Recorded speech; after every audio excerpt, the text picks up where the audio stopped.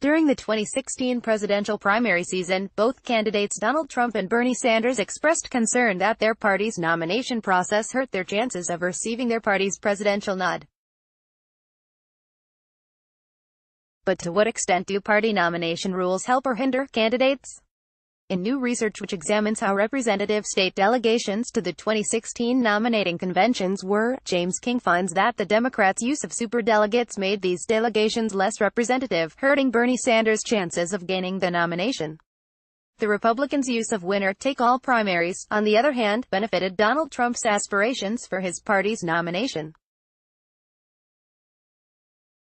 The contentious 2016 presidential election between Republican Donald Trump and Democrat Hillary Clinton was preceded by equally or even more contentious campaigns for the two parties' nominations. 17 candidates vied for the Republican nomination, but the contest quickly boiled down to Trump, Senator Ted Cruz, TX, Senator Marco Rubio, FL, and Governor John Kasich. Clinton fended off a spirited challenge from Senator Bernie Sanders.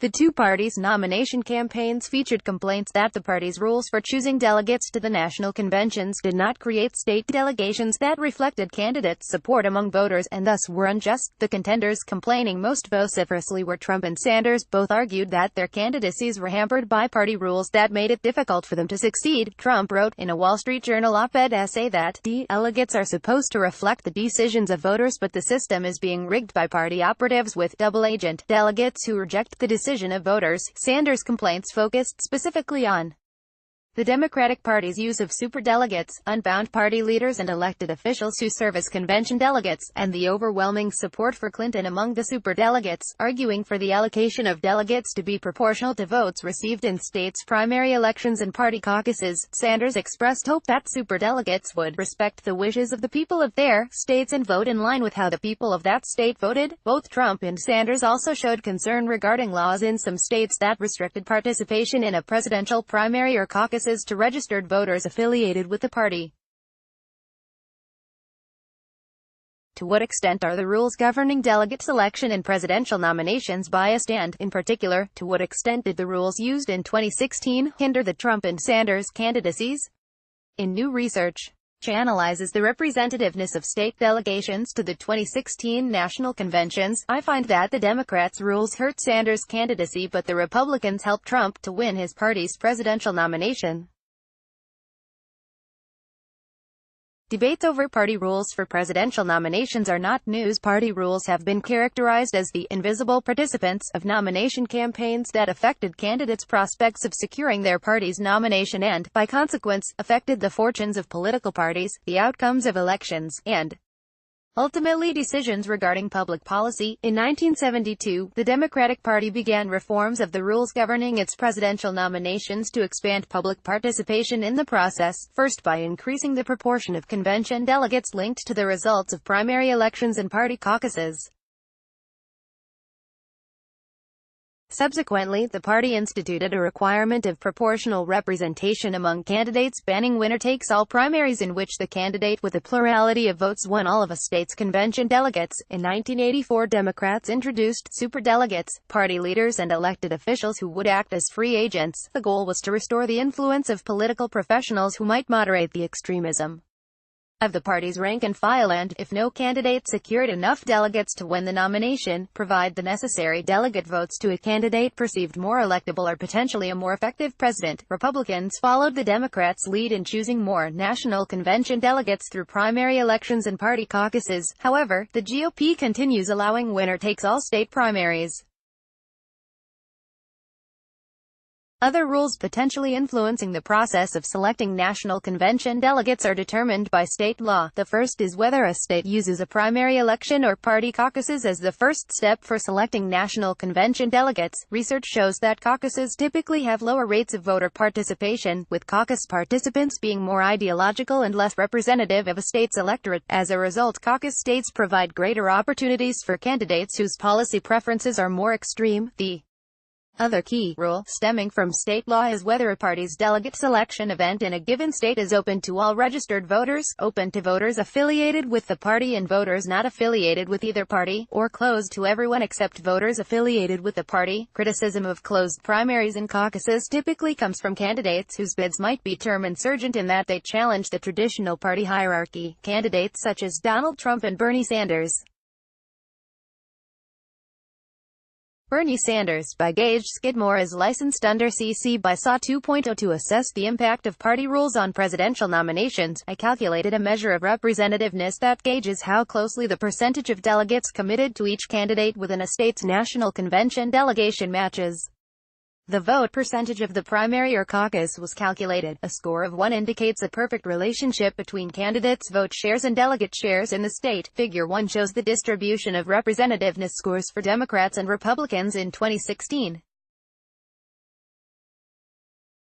Although parties' maximum scores are identical, the Democrats' mean representativeness score is higher and the range of scores is lower. On the whole, state delegations to the Democratic National Convention were more representative of the primary election and caucus results than were delegations to the Republican National Convention. Figure 1 Representativeness of state convention delegations, 2016. A regression analysis testing the effects of various rules governing the selection of delegates to each party's 2016 National Convention reveals that representativeness of state delegations was affected principally by one rule. For Democrats, it was the use of superdelegates. The higher the percentage of a state's delegation comprised of superdelegates, the less representative the delegation was of popular preferences. Sanders' complaint regarding superdelegates has merit. Superdelegates overwhelmingly favored Clinton and were the principal factor in creating unrepresentative delegations.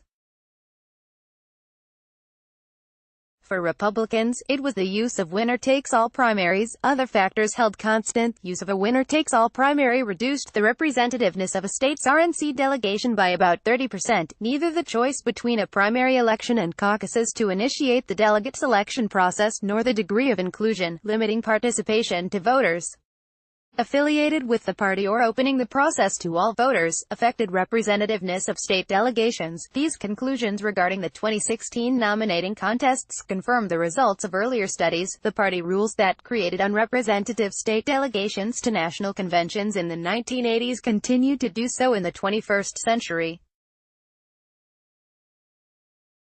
Second potential impact of party rules for nominating contests concerns the vote shares received by candidates. Whether a state restricted participation to those who identify with the party, or opened the process to independent or unaffiliated voters had no significant effect on candidates' vote shares. Instead, the key rule is whether a state opts for a presidential primary or initiates the delegate selection process with caucuses, as seen in Figure 2. Republicans Trump and Kasich won significantly larger vote percentages in primary states, while Democrats Sanders and Republicans Cruz and Rubio did significantly better in caucus states. Although Clinton did slightly better in primary states than caucus states, the effect was not statistically significant. These results match findings of earlier studies with the more ideological candidates, Sanders, Cruz, and Rubio, faring better in caucus states. Figure 2 Effect of holding a presidential primary on candidates' vote shares, 2016. The grand irony for the 2016 presidential nomination campaigns was that Donald Trump benefited the most under the Republicans' rules despite his complaints about the process being rigged against him. First, roughly 3/4 of states held primary elections rather than caucuses, and Trump's vote percentages were 11 points higher in primary states than caucus states. Second, Trump benefited from the use of winner-takes-all primaries as he received all delegates from 8 of the 11 states holding such events before the effective conclusion of the Republican nomination contest on May 3, 2016. Had Republicans followed the Democrats' practice of proportional allocation of pledged delegates, Trump would have earned roughly 200 fewer pledged delegates to the Republican National Convention. At a minimum, he would not have secured the party's presidential nomination as early as he did and might not have earned the majority of delegates necessary to win the nomination.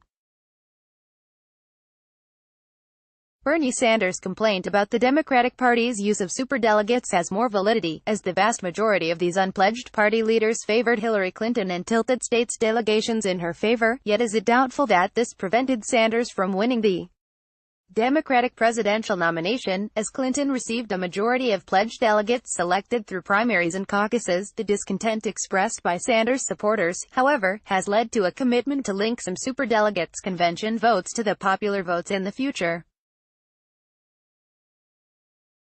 The details of Democrats' decision to reduce the role of superdelegates are not yet known, and it is unknown how the Republicans might alter their delegate selection process for the 2024 campaign, or the 2020 campaign should Trump not seek re-election. What is undisputable, and likely inevitable, is that the rules will benefit some candidates, impair other candidates, and once again be the source of controversy.